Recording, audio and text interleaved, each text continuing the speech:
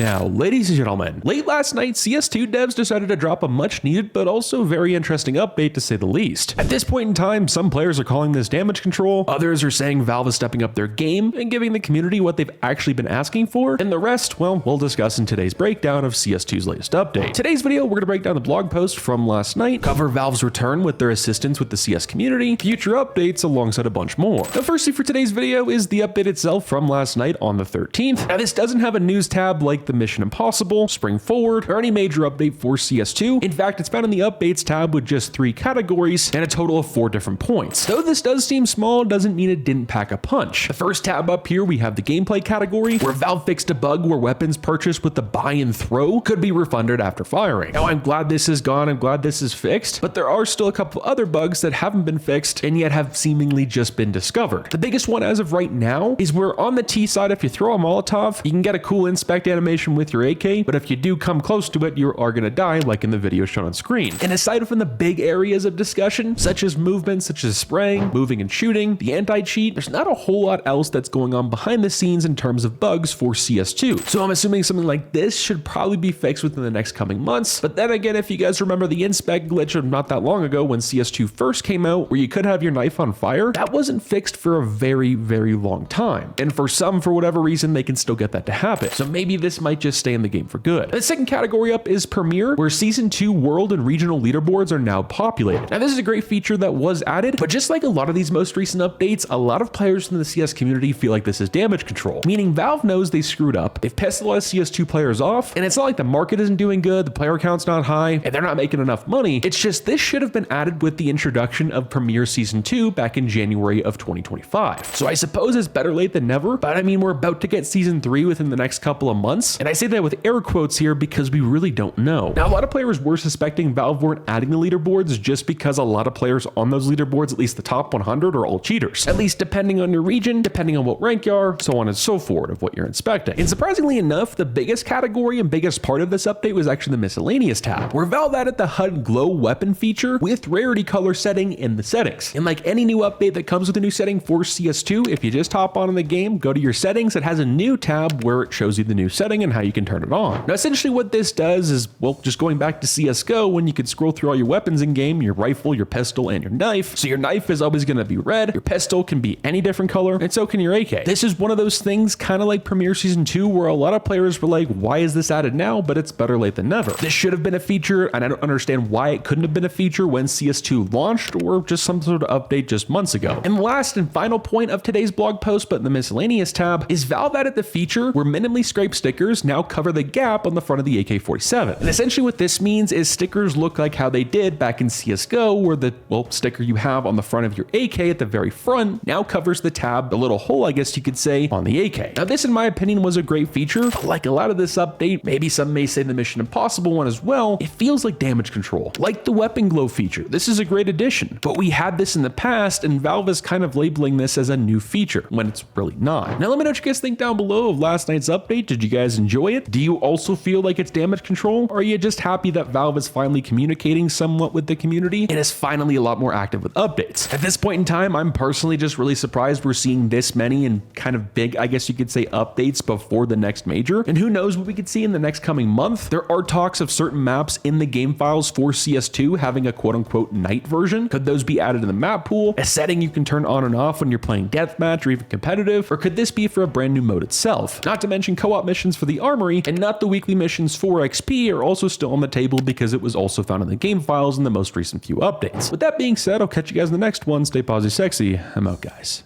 Peace.